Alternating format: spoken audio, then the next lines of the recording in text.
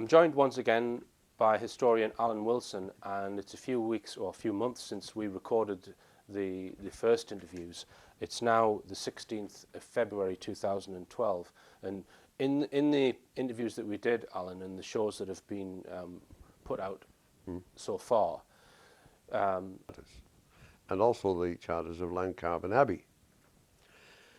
What we wanted to do was to use these along with the genealogies of various, there are thousands of genealogies listing the princes and the kings, and there's one whole manuscript of the ladies saying who the princess and lady this married and didn't marry. You can link these genealogies together, you can line them up. And so we felt it was necessary to put the foundation down. One scholar had, I think, modelled up the land of charters pretty comprehensively and was placing the kings of the 6th century into the 7th century. And because she worked in a university, they, oh yeah, it must be right. And actually, she's wrong. But the thing is that the land of charters then were originally set out, as recorded, in areas. These are the charters for this area, these are the charters for that area, the South East Wales or Gwent or Brecon area or Hereford used to be part of it. And these are for West Glamorgan and Mid Glamorgan. So they had zones, and these are the charters. But that didn't give a consecutive listing of in chronological order. You follow me? Right. So we had to sort of get them into a chronological order. Right. Well, the names of all the bishops were known in a list, so we know who got the charter, and the names of all the kings were known. And frequently, the king and the bishop were named together in Lives of the Saints, in other documents, and in the charters themselves and histories. So the first book was... So to line them up, get them in the right order. And this is massive evidence of the dynasty. Right. So King Arthur, King of Glamorgan and Gwent, and the second one was Charters of the Kings, is that right? Yes, And we had to sort of do this. We had to write a history in outline of what was happening. Yeah. We had to get an outline history on the record of this is what roughly happened in the first book. Then the second book was the Charters of the Kings. We printed all the charters and all the lists, a major list, not all of them, but Lives of the Saints and Kings and so on, which give credence to the first book. Okay. Does that make sense? Yes. I got a bit muddled there. And then the third book was King Arthur the War King. Yes, we decided that people will buy 20 books of a novel to one of a history, which is a bit stupid, but they do. Right. And we knew that this could be a good story for filming. Okay. And as a novel. And people like to read a novel more than they do history, It's easier. We've done a day's work in the office or in a factory. You come home, you've been driving a taxi, you want to relax. So the third book was a novel? A novel. Right. And we had one little illustration. We were invited to a party over in Penarth, and there was a lady there from Oxford University. And she was very dismissive of what we were doing, what we're going to be. we're saying black, it's white. And so I left the books there, you see. Well, she was staying overnight at the assistant bank manager, or a friend had invited us to this too. And she rang me up the next morning. She said, I took your Arthur the War King, and I thought, well, it'll put me to sleep in 10 minutes. She said, I looked at the clock in the end. She said, it was 3:30 in the morning. She said, I couldn't put it down. Right. And the few people who have read it really like it. We could have made a hell of a film with this. It would have been really good for Britain and Wales in particular. Okay. There we are. That's why that was written. And these books were quite big, bound, heavyweight books. What we did, we obviously were not part of the gang in London. We didn't have the right accents. We don't live in little villages in Surrey and Kent and so on, and we don't have tweedy coats now. We're a bit different, right? So we know this. And we weren't going to get anywhere with London publishers. So we bought an old IBM compositor, which constantly made mistakes, because there weren't any computers in those days. Yeah, right? Early 80s. And we got a lady who could work it, and we decided we'd make our own books. Well, this damn thing would only do A4 size pages. It wouldn't do any other size, so it had to be a big book. So we decided if we did a hardback book with solid covers, see, a paperback can be read, it falls apart, thrown aside. But you do a big, solid hardback book, that's going to last and hang around. Yeah. And we wanted what we were doing, because it's fundamental research, the first couple of books, you see. Right. We wanted to hang around, and they do. So it was all part of it. Now, the fourth book, which I believe is a bit of a collector's item, They all are. they all are, which was Artorius Rex Discovered, Yeah. which was a smaller, more concise book, but hardback. Tell us about that one. We decided the university mob, as usual, they were saying 2 and 2 make 7, you know. Well, no, it doesn't. Maybe it makes 8 3/4, but they wouldn't have 2 and 2 making 4. And there was a lot of problems with Cardiff University, because they'd had a man with no qualifications in history, none in archaeology, as professor of archaeology, and he led Cardiff University on a idiotic wild goose chase, digging up Cadbury Hill in Somerset for 7 years, whereas Arthur's residence is in South Wales, in the Cardiff area. Which we will touch on. Well, the point is, we were getting such flack from the academics, not flack discussing what we did. Much of it was directed at us. Right. In other words, you shoot the messenger. Yeah. You know, Yeah. and so we had backed off a bit, and we were doing research, but we'd backed off a bit. We had several people coming to us saying, you must publish more, you must publish more, and that's why we did. Right. And by that time, you had discovered the King Arthur stone, which is, featured on the cover. We got that early on, aye. And the inscription is Rex Artorius. Which is wrong, you know, but we think it may mean the king. And we've had we got a guy who was pretty well versed with Latin, and he was into the Latin grammar, and he said it meant something with the tense of this and that. I'm not into it. But he said it could probably indicate the king. Right. So was the next book after that one the Adrian Gilbert book or not? What was the? What we'd done, we'd also gone on with the cave, and we'd gone on with other things, and the discoveries were piling up, and the evidence was piling up. So this was at Gilbert came to see us. Munwood Gaia. Yeah, we then decided, well, at the end we decided the best thing to do is get this project out of Britain. You know, we were trying to get it out of Britain, because we knew about the Maddock expedition to America and this sort of thing, and there's a lot more evidence for it than people are willing to admit. So this is evidence. So we'd started to drift away, and we'd also moved in the direction of saying, well, Britain is a dead duck. I mean, they're dead from the neck up, in our opinion. So. You mean to sell books outside Britain? No, we've done, the research was starting to drift towards antecedents. Okay. We were moving away in this, well, this is what our ancestral trail is. To the Middle our East. Ancestral records. Let's see if our ancestral records are correct. Let's get a foundation down. We've been building a house, but let's see if the foundation is solid, you know. And so we were going off in these other directions. Gilbert came to see us, and he was more than interested. He wanted to do a book with us. And so this is the mid-90s now. Right. We're piling up the evidence all over the place, you know. The saga of what had gone on, I mean, if we had to give a lecture, we'd advise the people, like, you know, in Wales, we'd get some bouncers on the door. Right. And they had to have bouncers on the door. Really? Because the Glamorgan Archaeological Trust, who were pulling in millions of government grants, and it was going into pockets, right? They'd send their thugs along. Right. They'd disrupt meetings. It was like the Conservatives getting into the Labour Party meeting, or the National Front getting into a Conservative meeting, you know. So just tell me, when you started researching the histories going back pre-Britain, if you like, or pre-500 BC. We started to look at the whole picture. Was that when you wrote the book, The Trojan War? No, it's much later. So with Gilbert, he wanted to do a book on Arthur. We said, oh, wait, that's turning the clock back. Right. You know, we started to wash our hands of Wales and the Welsh and say, well, if they're that dead up from the neck up. We'd seen Lord Brooks in the House of Lords, and he had 1 or 2 others with him. And they said, well, if you're right, or halfway right, there's 20,000 jobs in this. Meanwhile, they're losing all the coal mines are closing. They're losing all the steel works for closing, you know. 10,000 jobs went in Brimbo and Wrexham, 10,000 in Ebbw Vale, they closed the steelworks there, 1,000 at the Orb Works. You know, Cardiff, big steelworks and all the re-rolling mills closed, that's another 8,000 in the two works. Currans, 3,000, you know. The number of jobs lost in steel comes to about 50,000. Never mind coal. Yeah. And we say, well, we can do something for you. Yeah. Didn't want to know. And this would... And what Gilbert's turning the clock back saying, let's do King Arthur. Right. We said, oh, well, so we So did. you were wanting excavations done where you believe that there are various different things Yeah. under the ground in South Wales, which we'll touch on Yeah. in the final section. And there are a few in England. Yeah.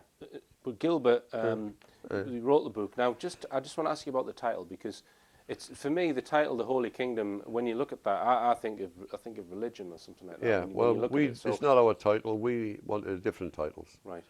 We objected to it, but There is a subtitle which says... He'd done the Orion Mystery, which is Yeah. a good book with Robert Boval, Mhm. and it given him a bit of reputation. So the publisher were looking at him and not at us. Uh-huh. It was our research, but they thought they kept looking at him. Yeah, because he was a known, established you might say. best-selling Well, he's author. done one, that's all. But Right. there we are. And so he's a Catholic, but he's much more open-minded than most.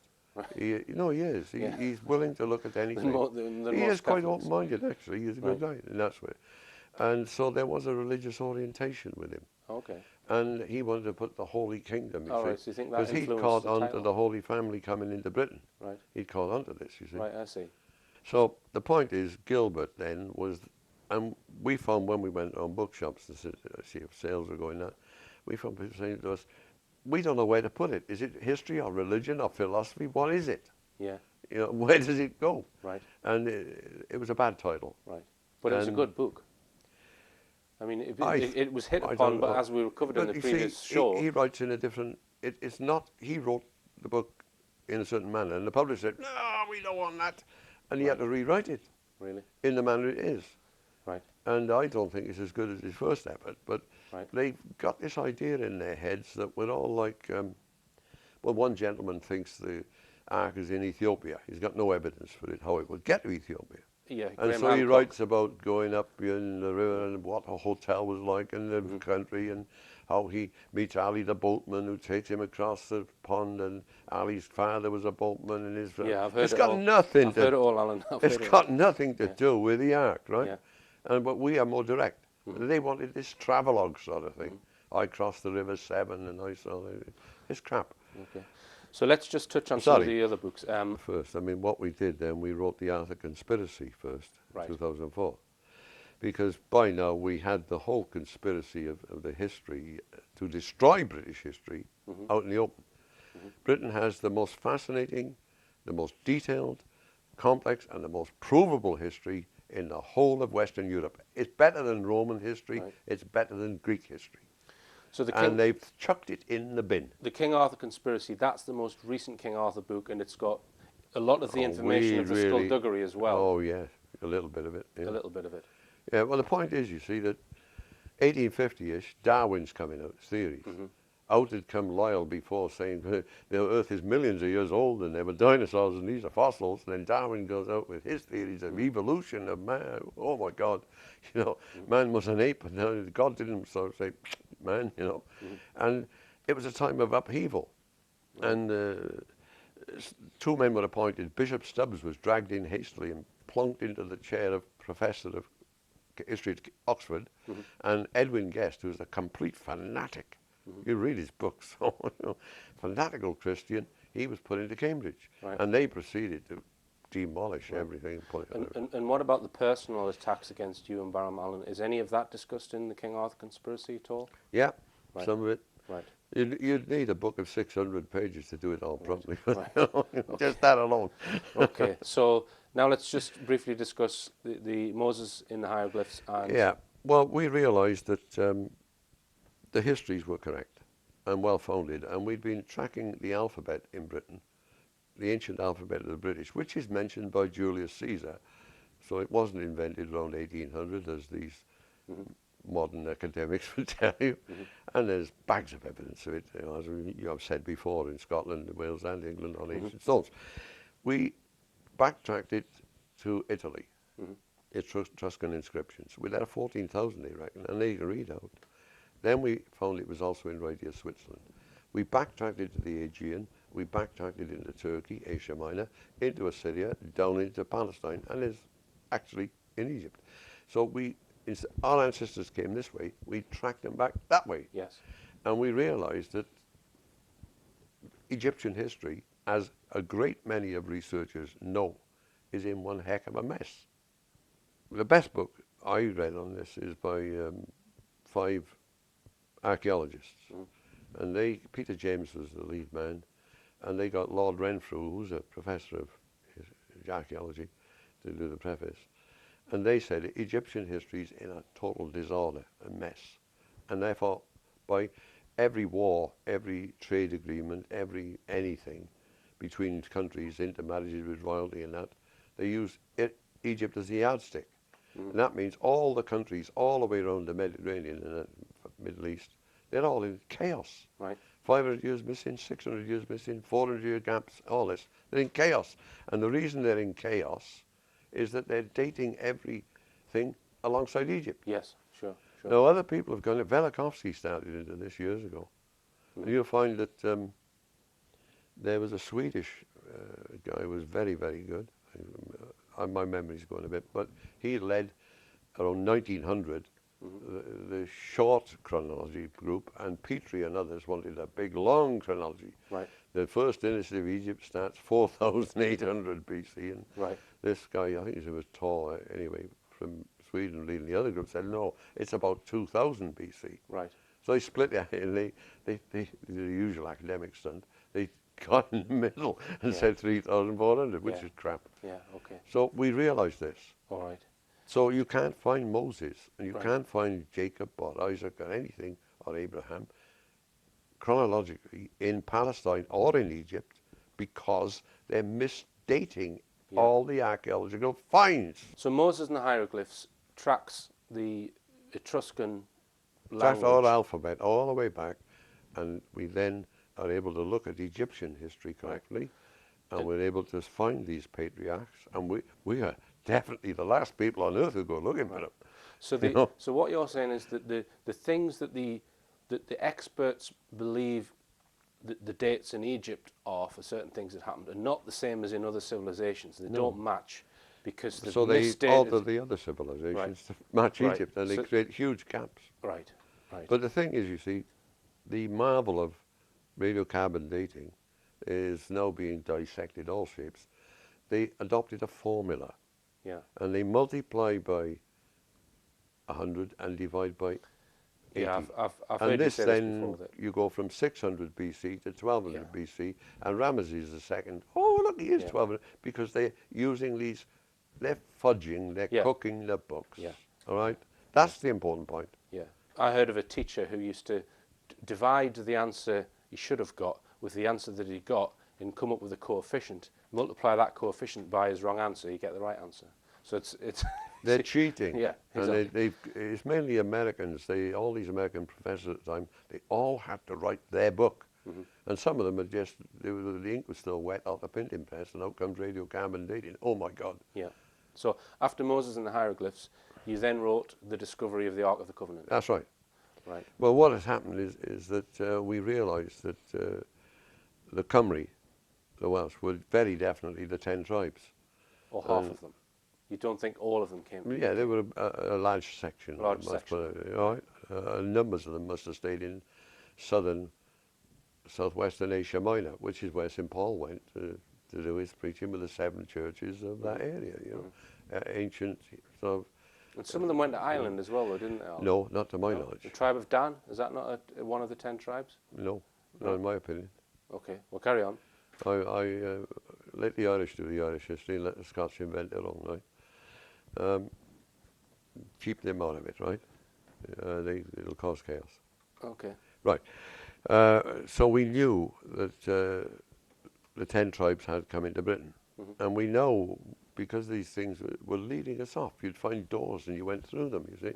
We weren't saying, oh, we'll write a book, or we'll research that. There were sort of clues emerging from these decipherments. And one door we went through was the Holy Family coming here in 33 AD. They're coming to ancient kinsmen. The 10 tribes are their ancient kinsmen. And then you find there's all sorts of snippets around in ancient history showing that they knew damn well where the 10 tribes were. I mean, several 100,000 people don't get lost. They go somewhere. They're not lost. They know where they are, you know. So there was a linkage here. and therefore we decided we'd look at other things. And we had Helen, Britain, being a member of the Holy Family. We had the Glamorgan kings being the first Holy King family. They were the first Holy Family. Okay. So there's an intermarriage, and there are intermarriages stated in the ancient Welsh documents of the Holy Family members marrying members of the royal clan. Okay. So this is not ill-founded. Yeah. Now, after the discovery of the Ark of the Covenant, you wrote the Trojan War book. What inspired you to do that book? Well, clearly we knew now that one of the big planks for throwing out British history was that we claimed to be Trojans, and the English section